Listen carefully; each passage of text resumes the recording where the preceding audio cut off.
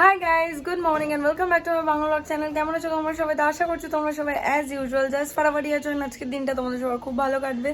তো সকাল সকাল ঘুম থেকে উঠে সব কাজ বাজ কমপ্লিট করে রান্নার দিদি সে রান্নাও করে দিয়ে গেছে, আর স্বপ্ন সে কাজ করে দিয়ে গেছে। তো এখন বেসিক্যালি আমি আর সায়ন বেরোচ্ছি হচ্ছে কেকের সব ইনগ্রেডিয়েন্টস কিনতে, কারণ আমি প্রত্যেক বছর ক্রিসমাসে কেক বানাই। এবছর যেহেতু ওই রান্নার দিদি ছিল না, তো আমি ওই রান্না করে তারপরে কেক বানাতে মানে সত্যিই পারিনি। মানে শরীরেও দিচ্ছিল না, আর প্লাস খুব টায়ার্ডও হয়ে যেতাম রান্না করে। তো যাই হোক, ক্রিসমাস তো এখন পুরো উইকটাই ক্রিসমাস নিউ ইয়ার। তো যাই হোক, কেক বানানো দিয়ে কথা, তো আজকে বানাবো। তো চলো আপাতত গিয়ে আজকে ড্রাই ফ্রুটস হানা দানা ইনগ্রেডিয়েন্টসগুলো কিনে নিয়ে আসি। তো চলো বেরোনো যাক। তো চলে এসেছি আমরা এখানে কেকের দোকানে। ড্রাই ইনগ্রেডিয়েন্টসের কয়েকটা সিলেক্টও করেছি এখানে, আরও যা যা লাগবে আমি সব বলছি, ওরা এক এক করে দেবে।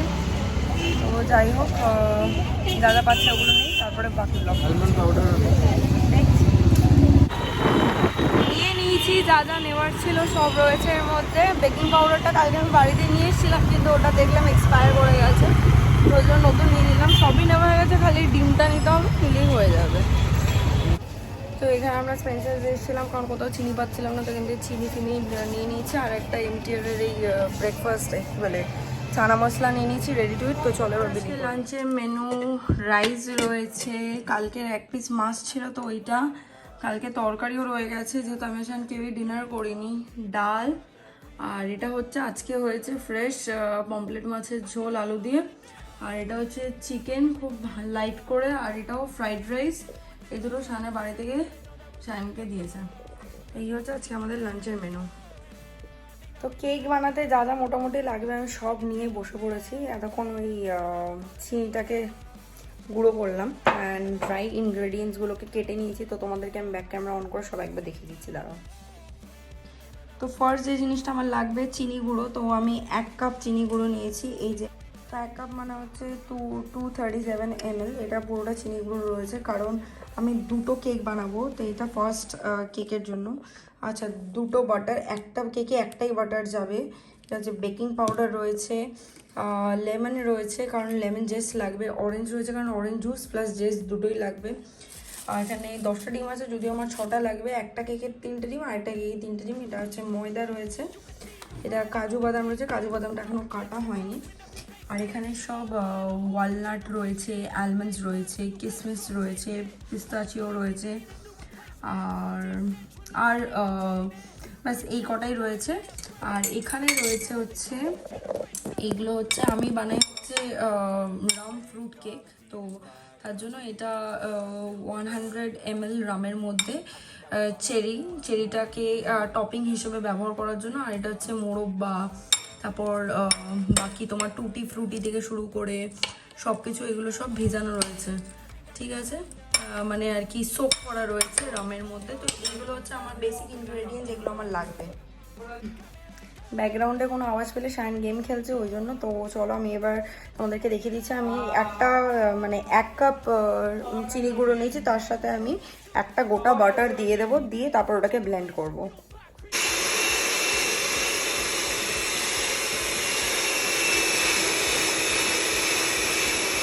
ডিম একের পর এক দিয়ে দিয়েছি, তারপরে কনসিস্টেন্সিটা ঠিক এরকম। হ্যাঁ, 3টে ডিম দেওয়ার পর একটু ঠিক হলো ব্যাপারটা। ঠিক না, মানে ঠিকই ছিল, আগে একটু ড্রাই ছিল, এখন একটুখানি ওয়াটারি হয়েছে।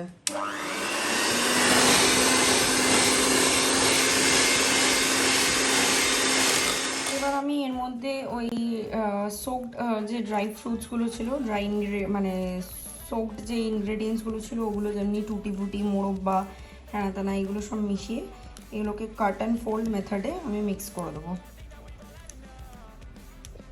আর সাথে অল্প একটু লিকুইডটাও যাবে, মানে রামে যদি ভেজানো থাকে তাহলে রামের লিকুইডটা যাবে, আর যদি নন অ্যালকোহলিক ভার্সন করতে হয় তাহলে এটা কমলা লেবুতে ভিজিয়ে রাখতে হবে, ওটাই দিয়ে দেওয়া হবে। এবার যেহেতু এর মধ্যে ড্রাই ইনগ্রেডিয়েন্টসের মধ্যে টক জাতীয় ব্যাপার ছিল, তো সেই জন্য একটু কার্ডেল হতে পারে, তো সেটা নিয়ে চিন্তা করা দরকার নেই। দেখতে পাচ্ছ একটু কার্ডেল হয়েছে, তো সেটা নিয়ে চিন্তা করা দরকার নেই, এটা পরে ঠিক হয়ে যাবে। রামে সোক করা ড্রাই কি বলে ওই মোরব্বা হ্যানা তানা ওগুলোকে দেওয়ার পরে আমি এবার অরেঞ্জ জুসটা দিয়ে দেবো। তো আমি অরেঞ্জটা ব্লেন্ড করে নিলাম, তো এটাকে আমি এবার সিভ করে নেব। তো এই সময় একটু কিন্তু ব্যাটারটা কার্ডেল হতে পারে, দেখতে পাচ্ছ মনে হবে ফেটে গেছে, কিন্তু নাথিং টু ওয়ারি, কারণ এটা উইথ টাইম ঠিক হয়ে যাবে।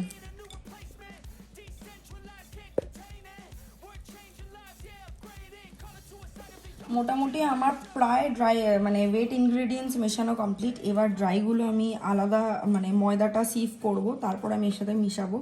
তো করে আমি এক এক করে তোমাদেরকে দেখিয়ে দিচ্ছি যতটা পারছি। আচ্ছা, আমি এবার এর মধ্যে সামান্য পরিমাণ একটু অরেঞ্জ জেস্ট দিয়ে দিয়েছি, দেখতেই পাচ্ছ এই যে এইগুলো হচ্ছে অরেঞ্জ জেস্ট, সামান্য পরিমাণ দিয়ে দিয়েছি। আর হালকা একটু লেমন জেস্টও রয়েছে এর মধ্যে।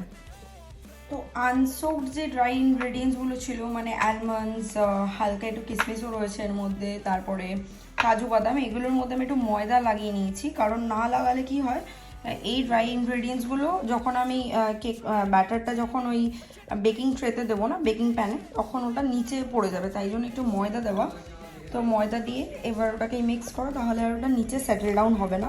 আমি এর মধ্যে এটা দিয়ে দিচ্ছি, হাফ দিলাম, বাকি হাফটা আমি অন্য কেকে দেবো, ঠিক আছে?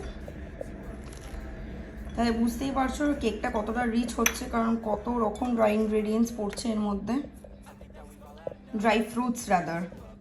এবার এটাকে মিক্স করে এবার আমি এর মধ্যে দিয়ে দেবো হচ্ছে ময়দা কতটা দিচ্ছি আমি সেটাও তোমাদেরকে বলে দিচ্ছি। যদি আমি তোমাদের এখনই বলে দিতে পারি, এই যেই কাপের 1 কাপ আমি চিনি দিয়েছি, সেই কাপেরই আমি এই কাপটাই মেনটেন করে 2 কাপ ময়দা দেবো।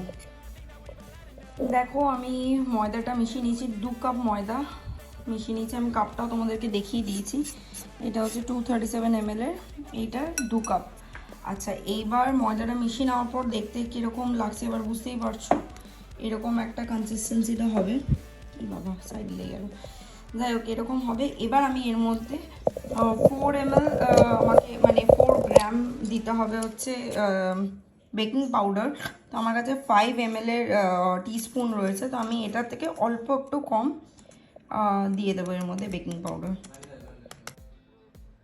তো এর সাথে সাথে আমার একটা কেকের ব্যাটার পুরো রেডি, যেমনটা দেখতে পাচ্ছ। তো এবার আমি এটাকে বেকিং ট্রেতে শিফট তো করবো, বাট আমি মানে এখন ওভেনে ঢোকাবো না, কারণ আরেকটা আমি সেম বানিয়ে তারপর দুটো একসাথে আমি ওভেনে ঢোকাবো। তো আবার কিছুক্ষণ মাঝে ব্লগ করছি, দেখতে থাকবেন, সঙ্গে থাকো।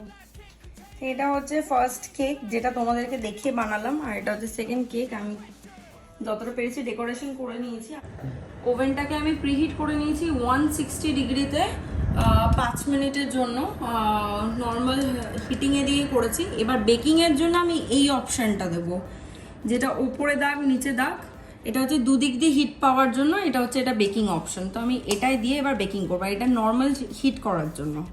ফার্স্টে হাফ অ্যান আওয়ারের জন্য দিয়েছিলাম, তো একবার হাফ অ্যান আওয়ার হয়ে গেছে, এটা সেকেন্ড টাইম হাফ অ্যান আওয়ারের জন্য দিয়েছি, যেটার মধ্যে আর 8-10 মিনিটস বেঁচে আছে, মানে 1 ঘন্টা হতে আর 8-10 মিনিটস বেঁচে আছে। তো দেখতেই পাচ্ছ কেকটা হালকা রাইসও করেছে, হালকা না বেশ অনেকটাই রাইস করেছে দুটোই। এটা ভালো বোঝা যাচ্ছে, কারণ এটা পুরো গ্লাসের ওপর, যেহেতু গ্লাস বলে দেওয়া, এটা ভালো বোঝা যাচ্ছে।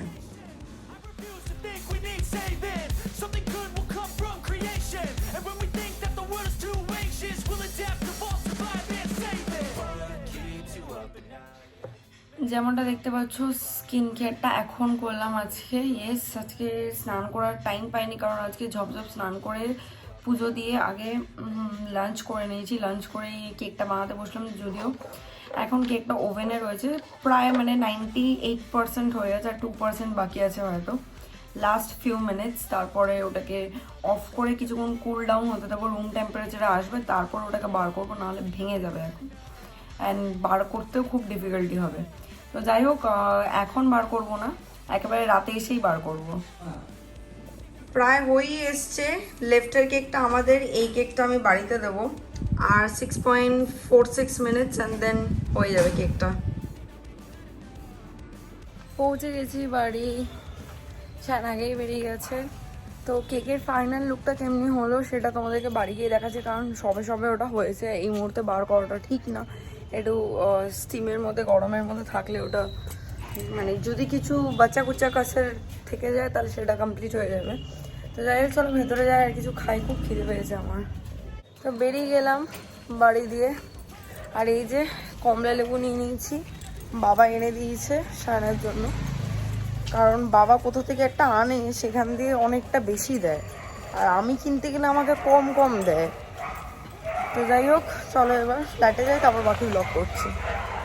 আমি ঢোকা মাত্র এটা হচ্ছে আমাদের মেইন গেট, ঠিক আছে, এই পাশেরটা মেইন গেট। আমি ঢোকা মাত্র আমি এদিকে তাকিয়ে আছি যে কোথায় কোথায় আমাকে হুট করে পিছন দিয়ে এরম এরম করেছে, দেখি কি পাগল, আমি আরেকটু হলে পুরো হার্ট ফেল হতো। তো এখন আমাকে বললো দাঁড়া একটা কিছু নিয়ে এসছে, আমি তোমাদেরকে ব্যাক ক্যামেরা আগে অন করি তারপর দেখাবে। Happy 7 month anniversary. আমি এরকম ভাবে নেই না ফুল, চল এরকম ভাবেই নিলে নে, না তো ছেড়ে দে। এরকম ভাবে একবার আমি করে দিয়েছি ওরকম ভাবে। Thank you. You are not welcome. তো এই হচ্ছে ফাইনাল লুক, ফাইনাল আউটকাম। এইটা সায়ন সাজিয়েছে এটাকে, এটাও মানে দুজন মিলেই বেসিক্যালি সাজিয়েছি। এটা বাড়ির জন্য, এটা আমাদের সেম কোয়ান্টিটি, জাস্ট বোলটা আলাদা, শেপটা আলাদা বলে ডিফারেন্ট লাগছে, তাই তো? হ্যাঁ, সেম কোয়ান্টিটি একদম। তো এবারে একটু রুম টেম্পারেচারে এগুলো কুল হোক, তারপরে এগুলোকে ফ্রিজে ঢোকাবো বা বাইরে ঢেকে রাখবো। এখানে এখন রাতের বেলা ভূত চেপেছে মাথায়, নতুন রকমের ডিমের একটা কি সব এক্সপেরিমেন্ট, ওই ক্লাউড অমলেট হয় না, ক্লাউড অমলেট বানাচ্ছে সায়ন। তাই ডিমের ইয়গগুলোকে আলাদা করেছে আর হোয়াইটটাকে এখন আর কি ডিপ করছে। দেখা যাক কতক্ষণে ক্লাউড তৈরি হয়, মিষ্টি ফাইনালি আই ক্যান সি হালকা হালকা হচ্ছে। তবে এটা শুনেছি অনেকক্ষণ লাগে করতে, এটা আমারও অনেক দিনের স্টক ছিল করার, বাট সায়ন এটাকে ট্রাই করছে। যাই হোক, নতুন রকম একটা অমলেট।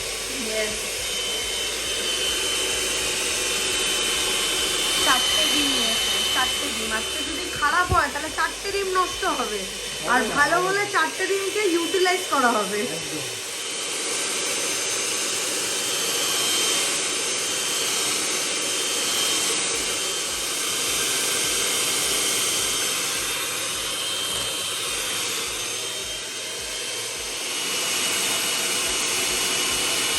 অবশ্য দেখো এত সময় লাগছে যে পকেটে হাত দিয়ে কোমর হাত দিয়ে দাঁড়িয়ে আছে, আর পারছে না, এত সময় লাগছে। বাড়াবাড়ি সময় লেগে গেছে। বলছে আগে বলবি এত সময় লাগে, তা আমিও তো ফার্স্ট টাইম, তবে জানতাম, শুনেছিলাম যে এটা করতে খুব সময় লাগে। এতক্ষণ ধরে রিস্ক করছে যে ফাইনালি মাটিতে বসে পড়েছে সায়ন। আমারও হাতে কাজ করছে, আমি মাঝে দুবার নিয়েছিলাম কিন্তু পাচ্ছিলাম না, এত কষ্ট হচ্ছে।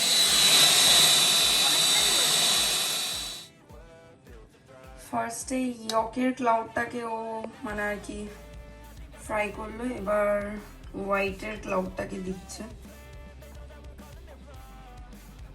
একদম। সায়ন এখন একটা খুব রিস্কি অ্যান্ড ট্রিকি জিনিস ট্রাই করছে, যেটা হচ্ছে এটাকে ফ্লিপ করা।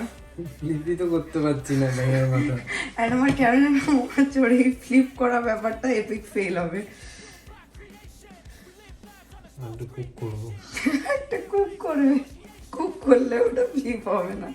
ফাইনালি এটাকে সায়ন ফ্লিপ করেছে, কিন্তু এরকম একটা পজিশনে ফ্লিপ হয়েছে, অ্যান্ড পুরো তো গ্যাসের তো পুরো বরবাদি করে দিয়েছে আমার। তো যাই হোক, সেটা অন্য ব্যাপার, কিন্তু ফাইনালি ও এটাকে ফ্লিপ করতে পেরেছে without breaking it. Good good good job. Finally এই হচ্ছে সায়নের সেই ক্লাউড ওমলেট বা ক্লাউড ব্রেড, জানি না কি নাম দেবো এটার আমি। এটা হচ্ছে ইয়ক পোর্শনটা, এটা হচ্ছে হোয়াইট পোর্শনটা। তো যাই হোক, দেখতে তো ঠিকঠাকই হয়েছে, আর একটু মানে ভিডিওতে যেরকম দেখায় যে ফুলে ফুলে থাকে, তো ওরকম তো একেবারেই হয়নি, বাট ঠিকঠাক। এবার দেখতে হবে খেয়ে যে এটা খেতে কেমন হয়েছে, মানে এপিক ফেল বলবো নাকি এপিক পাস, সেটা দেখতে হবে। তো এক্ষুনি জাস্ট এই ডিনার করে এলাম, অ্যান্ড ডিনার করে যখন ওই ঘর থেকে এই ঘরে আসছি, আমি একটুখানি রিয়েলের ম্যাঙ্গো জুস হয় না, ওইটা খাচ্ছিলাম, ঠিক আছে, মুখটার টেস্টটা চেঞ্জ করার জন্য। কি করলো, ওকে আমি যেহেতু দেইনি কারণ ওর এগুলো খাওয়া বারণ, তাই তাড়াতাড়ি করে বেডরুমে এসে অ্যালেক্সাকে বলে লাইটটাকে অফ করে দিচ্ছিল যাতে আমি অন্ধকারে আসি আর আমি ভয় পাই। এত বাজেও। যাই হোক, আজকের ব্লগটাকে বাস এই অবধি রাখছি। আশা করছি আজকে এই ব্লগটা দেখতে তোমাদের ভালো লেগেছে। ভালো লেগে থাকলে প্লিজ একটা লাইক করে দিও, কমেন্ট করে দিও, শেয়ার করো যতটা পারবে, অ্যান্ড যারা চ্যানেল নতুন আছে চ্যানেলটাকে সাবস্ক্রাইব করো, পাশে থাকা বেল আইকনটাতে ক্লিক করো। তোমাদের সাথে আমার আবার দেখা হবে কালকে আর নতুন ব্লগের সাথে। Till then, guys, good night, bye bye, take care, and have a lovely day ahead. Stay happy, stay healthy, stay fit, and stay positive. Ta-da!